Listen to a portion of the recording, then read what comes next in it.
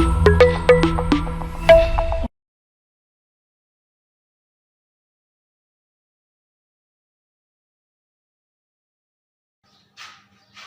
वालेकुम।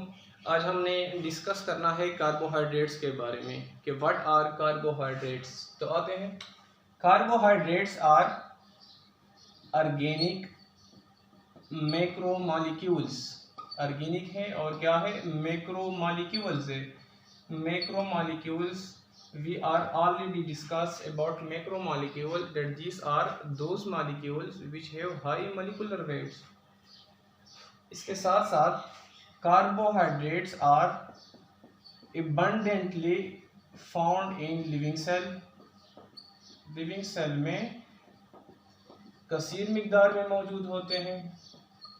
हमारे पास जो सेल्यूलोज है वुड में, या जो हमारे पास पेपर है, हमारे पास शुगर केन है, ये सारे के सारे क्या है, कार्बोहाइड्रेट्स है। कार्बोहाइड्रेट क्या है हमारे पास, constituent of cell wall, constituent of cell wall, यानी जो प्लांट सेल वॉल है ये बनता है कार्बोहाइड्रेट से बनता है। हमारे पास जो सिंपल कार्बोहाइड्रेट्स है they are the source of energy. उससे हम क्या, लिविंग ऑर्गेनिज्म जितने भी हैं क्या लेते हैं, एनर्जी हासिल करते हैं। अब अगर हम आ जाए कार्बोहाइड्रेट की डिफिनेशन की तरफ, तो हम सिंपल ये कहते हैं कि ऐसा कंपाउंड, यानी कार्बोहाइड्रेट, कार्बोहाइड्रेट का मतलब है हाइड्रेटेड कार्बन। सिंपल हम ये कहते हैं कार्ब, कार्ब कहते हैं यानी कार्बोहाइड्रेट्स। कार्ब कहते हैं कार्बन्स को, O for oxygen, hydra for hydrogen, यानी एक ऐसा कंपाउंड जिसके अंदर कार्बन, ऑक्सीजन और हाइड्रोजन मौजूद होंगे, उनको हम क्या नाम देते हैं, कार्बोहाइड्रेट। या केमिकली अगर हम उसकी डिफिनेशन करें तो हमारे पास कार्बोहाइड्रेट क्या है, पॉलीहाइड्रोक्सी अल्डिहाइड या पॉलीहाइड्रोक्सी कीटोन। लेटर अब मैं समझा देता हूं कि पॉलीहाइड्रोक्सी अल्डिहाइड क्या होते हैं और पॉलीहाइड्रोक्सी कीटोन क्या होते हैं।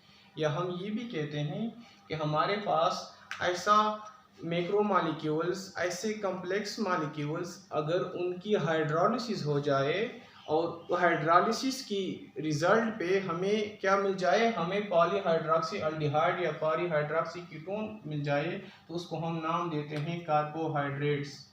हाइड्रोलिसिस यानी कि हमारे पास कॉम्प्लेक्स सब्सटेंसेस है, अगर हमने उसकी हाइड्रोलिसिस की और हमारे पास यील्ड में जो प्रोडक्ट आता है वो पॉलीहाइड्रोक्सी अल्डिहाइड है या पॉलीहाइड्रोक्सी कीटोन है, तो इसको हम कहते हैं कार्बोहाइड्रेट। हाइड्रोलिसिस, हाइड्रो बोलते हैं वाटर को, लाइसिस बोलते हैं ब्रेकडाउन को, कि किसी चीज को पानी की मदद से तोड़ना, इसको हम नाम देते हैं हाइड्रोलिसिस। एक होता है हाइड्रेशन, एडिशन ऑफ वाटर, एक होता है रिहाइड्रेशन, इसमें हम क्या करते हैं, रिमूवल ऑफ वाटर करते हैं। अब हम आते हैं कि हमारे पास जो कार्बोहाइड्रेट से, कार्बोहाइड्रेट का जो हमारे पास जर्नल फार्मूला है वो है CH2ON, यानी हमारे पास जो स्टिचोमेट्रिक फार्मूला है कार्बोहाइड्रेट के लिए CH2ON। जो N है ये रिप्रेजेंट करता है नंबर ऑफ कार्बन एटम को, नंबर ऑफ कार्बन एटम को रिप्रेजेंट कर लेता है। फॉर एग्जांपल हमारे पास क्या है, मैं कहता हूं कि कार्बन एटम हमारे पास 6 है, तो क्या होंगे, हाइड्रोजन क्या होंगे, 12 आएंगे, ऑक्सीजन क्या आएंगे, वो भी 6 आएंगे, यानी C6H12O6। इस तरह के हमारे पास क्या है, ग्लूकोज है। या हम ये भी कह सकते हैं कि जो कार्बन, हाइड्रोजन और ऑक्सीजन है, इनकी रेशो कार्बोहाइड्रेट में होगी 1:2:1, यानी कार्बन रेशो 1 होगा, हाइड्रोजन की रेशो 2 होगी, ऑक्सीजन की रेशो क्या होगी, 1 होगी। या हम इस तरह भी कह सकते हैं कि कार्बोहाइड्रेट में हाइड्रोजन और ऑक्सीजन की रेशो होगी कि जिस तरह हमारे पास क्या है, पानी है, तो पानी का फार्मूला क्या है, H2O, यानी तो जिस तरह के पानी में 2 हाइड्रोजन है तो 1 ऑक्सीजन होगा, तो कार्बोहाइड्रेट में भी हाइड्रोजन और ऑक्सीजन की रेशो पानी की रेशो के बराबर जैसा होगा। मतलब कि यहाँ पे क्या है, 2 हाइड्रोजन 1, तो वहां पे भी इस तरह 2 हाइड्रोजन होंगे, इनकी रेशो क्या है, पानी के साथ क्या होगा, बराबर होगा। कार्बोहाइड्रेट्स क्या है, कार्बोहाइड्रेट्स सेल वॉल में, सेल मेम्ब्रेन में मौजूद होते हैं, यानी हम वर्ड इस्तेमाल करते हैं कंजुगेटेड मॉलिक्यूल्स का, कंजुगेटेड मॉलिक्यूल्स। कंजुगेटेड तुम लोग इंग्लिश में भी पढ़ते हो ना, कंजंक्शन का। कंजंक्शन किस चीज़ को बोलते हैं कि जब 2 सेंटेंस को आपस में मिलाते हैं तो कंजुगेटेड कहते हैं अटैच्ड को, मिलाने वाले को बोलते हैं। जब हमारे पास लेट सपोज क्या है, ग्लूकोज है, ग्लूकोज मिलता है लिपिड के साथ तो बना देता है ग्लाइकोलिपिड, ग्लाइकोलिपिड। अब ये जो ग्लाइकोलिपिड है, यानी ये बना हुआ है ग्लूकोज और लिपिड के मिलान से, इसको हम कहते हैं कंजुगेटेड मॉलिक्यूल्स। इसी तरह अगर हमारे पास ग्लूकोज है और ये मिलता है प्रोटीन के साथ, तो हम कहते हैं कि इनसे कंजुगेटेड जो मॉलिक्यूल बनेगा इसको हम कहते हैं ग्लाइकोप्रोटीन। लिपिड के साथ मिल गया तो ग्लाइकोलिपिड, और इस तरह ग्लूकोज प्रोटीन के साथ मिल गया तो इसको हम क्या नाम देते हैं, ग्लाइकोप्रोटीन, जो कि ये ज़्यादातर मौजूद होते हैं हमारे पास सेल मेम्ब्रेन में। अब हम आते हैं क्लासिफिकेशन ऑफ कार्बोहाइड्रेट की तरफ, यानी कार्बोहाइड्रेट्स को हम क्लासिफाइड करते हैं, क्लासिफिकेशन डिफरेंट ग्रुप्स में, कैटेगरीज में डिवाइड करते हैं। तो हम कार्बोहाइड्रेट को 3 कैटेगरीज में डिवाइड करते हैं। पहले हमारे पास है मोनोसैकेराइड्स,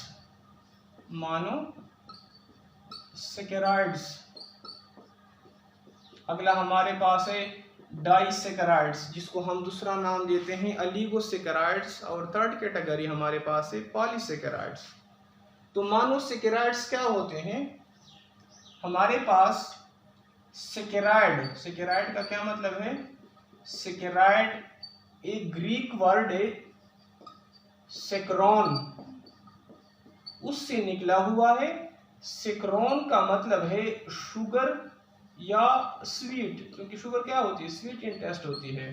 तो सेक्रोन, सैकेराइड ग्रीक वर्ड सेक्रोन से निकला हुआ है और इसका मतलब है शुगर, यानी सैकेराइड का मतलब है शुगर। तो यहाँ पे हमारे पास है मोनोसैकेराइड। मोनो बोलते हैं सिंगल को, सैकेराइड बोलते हैं शुगर को। अगर हम मोनोसैकेराइड्स की प्रॉपर्टी की तरफ आ जाए तो ये हमारे पास क्या होते हैं, the monosaccharide are the simple sugars, simple sugar है। They are sweet in taste, मीठे होते हैं। दे आर, अगर हम उसकी सॉल्युबिलिटी का जिक्र करें, they are easily soluble in water, soluble in aqueous medium, soluble in water है। अगर ये इतने सिंपल है कि मजीद हम उसको सिंपल नहीं कर सकते, they can not be further hydrolysed, not be hydrolysed, यानी इसको हम मजीद सिंपल नहीं कर सकते, हाइड्रोलाइज्ड। मोनोसैकेराइड्स में भी हमारे पास, जिस तरह हमने कार्बोहाइड्रेट में जिक्र किया था, कि कार्बोहाइड्रेट में हमारे पास क्या है, अल्डिहाइड भी हो सकते हैं, कीटो भी हो सकते हैं। तो सबसे पहले हमने जिक्र किया था पॉलीहाइड्रॉक्सी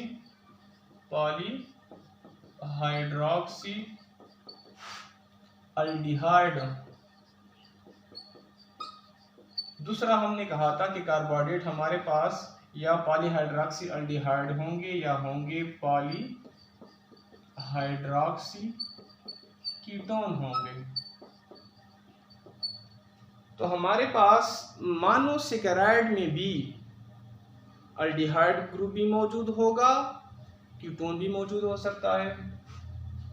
इसका एल्डिहाइड क्या है, कीटोन क्या है, पॉली। पॉली बोलते हैं मेनी को यानी ज्यादा, हाइड्रॉक्सी बोलते हैं OH ग्रुप को, हाइड्रॉक्सल ग्रुप को। अल्डिहाइड, अल्डिहाइड का जो हमारे पास फार्मूला है वो इस तरह, इनका जो फंक्शनल ग्रुप है कि carbon atom attach double bond to oxygen, इसके एक साइड पे हाइड्रोजन एटम है, दूसरे साइड पे क्या है, आर। आर रिप्रेजेंट करता है अल्काइल ग्रुप को। अल्काइल ग्रुप को केमिस्ट्री में तुम लोग डिटेल से पढ़ोगे कि सपोज हमारे पास क्या है, मीथेन है, CH4 है, तो हम एक हाइड्रोजन रिमूव करते हैं तो उससे मीथेन से मिथाइल बन जाता है। इस तरह ये क्या है, हमारे पास अल्काइल ग्रुप है, यानी हम कहते हैं कि अल्डिहाइड का सिंपल फार्मूला क्या है हमारे पास, RCHO। इसी तरह यानी कि ये फार्मूला होगा पॉलीहाइड्रॉक्सी, कि इनके ज्यादा, बहुत ज्यादा हाइड्रॉक्सिल ग्रुप क्या होंगे, अटैच होंगे। इसी तरह पॉलीहाइड्रॉक्सी कीटोन, ज्यादा हाइड्रॉक्सिल ग्रुप होंगे किसके साथ, कीटोन के साथ। तो कीटोन का फार्मूला इस तरह है कि alkyl group, carbon atom double bond oxygen, और ये हमारे पास क्या है, अल्काइल ग्रुप। तो अगर इनके साथ ये इनका क्या है, फंक्शनल ग्रुप है, तो ये हमारे पास क्या हो सकते हैं, अल्डिहाइड्स भी हो सकते हैं और कीटोन भी हो सकते हैं। अब हम यानी कि अगर एक हमारे पास कोई भी मॉलिक्यूल है तो उसमें से एक फंक्शनल ग्रुप के अलावा यानी एक कार्बन के साथ नहीं होगा, बाकी जितनी भी कार्बन हैं उनके साथ हाइड्रॉक्सिल ग्रुप अटैच होगा। तो मैं एग्जांपल लेता हूं, लेट सपोज ट्रायोज का, ट्राइओज यानी 3 कार्बन। अब क्या है, लेट सपोज मैं 3 कार्बन यानी मैं ये मालूम करता हूं कि हमारे पास अल्डिहाइड कौन सा है या किस तरह होगा, और हमारे पास कीटोन किस तरह होगा। तो दोनों में 3 कार्बन है, लेट सपोज 3 कार्बन मैं स्केच कर लेता हूँ, 3 कार्बन है। तो अल्डिहाइड का हमने किस तरह किया था कि अल्डिहाइड का हमारे पास है अल्काइल कार्बन एटम, हमारे पास हाइड्रोजन और ऑक्सीजन। तो इसी कार्बन के साथ हमारे पास क्या है, फंक्शनल ग्रुप है, ऑक्सीजन है, ये हाइड्रोजन हो गया। बाकी के साथ हमारे पास क्या होगा, OH होगा, मतलब हाइड्रॉक्सिल ग्रुप इसके साथ तो नहीं, बाकी के साथ होगा, इसके साथ हाइड्रोजन होगा, इसी के साथ हाइड्रॉक्सिल ग्रुप भी होगा, हाइड्रोजन भी होगा। यहाँ पे एक हाइड्रोजन ज्यादा होगा क्योंकि कार्बन एटम है, और कार्बन एटम का हमें पता है कि कार्बन क्या है, टेट्रावेलेंट है। तो ये हमारे पास क्या है, ग्लिसरॉल्डिहाइड है, अल्डिहाइड है तो इसको हम नाम देते हैं ग्लिसरॉल्डिहाइड। या अगर वो शुगर मॉलिक्यूल जिसके अंदर अल्डिहाइड फंक्शनल ग्रुप होगा तो इसको हम नाम देते हैं एल्डो या एल्डोज शुगर।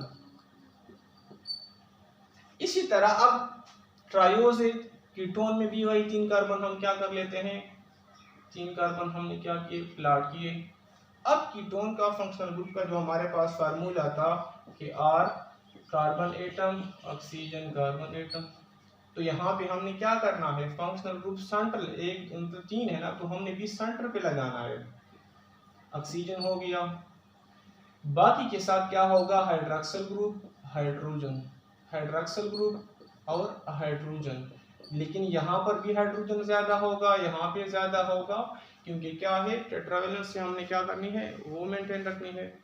तो इसको हम कहते हैं, हमारे पास ये दोनों क्या है, ट्रायोजिस है, ये हमारे पास ग्लिसरॉल्डिहाइड है, और वो है 2 हाइड्रॉक्सी या डाईहाइड्रॉक्सी एसीटोन का। अब हम आते हैं हमारे पास मोनोसेकेराइड्स में, यानी मोनोसेकेराइड्स में हमारे पास उसकी मोनोसेकेराइड की अगर हम क्लासिफिकेशन करते हैं तो वो करते हैं नंबर ऑफ कार्बन एटम्स पे, नंबर ऑफ कार्बन एटम्स।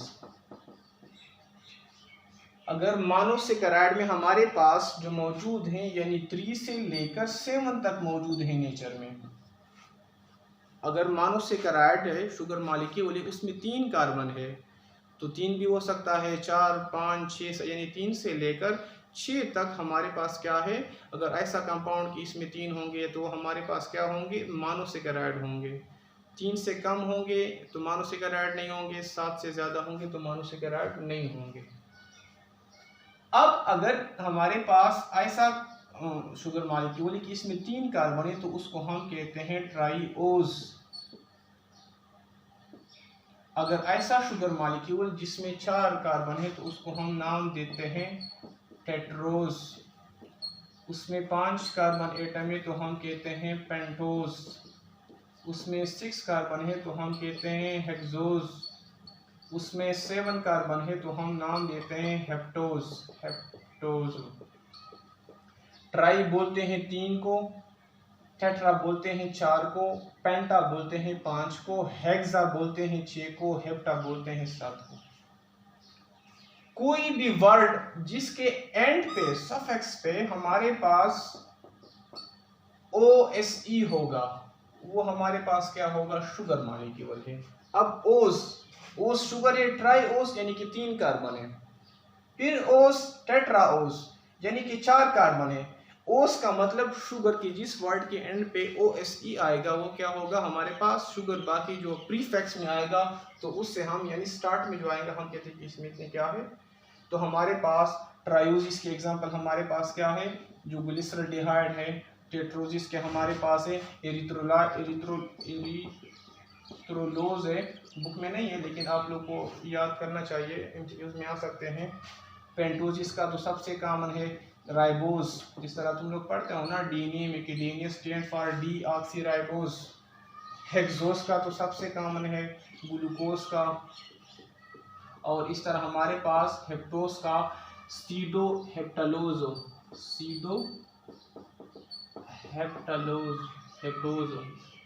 सीडोहेप्टोज। तो ये इनके क्या है हमारे पास एग्जांपल आ गए। अब हम आते हैं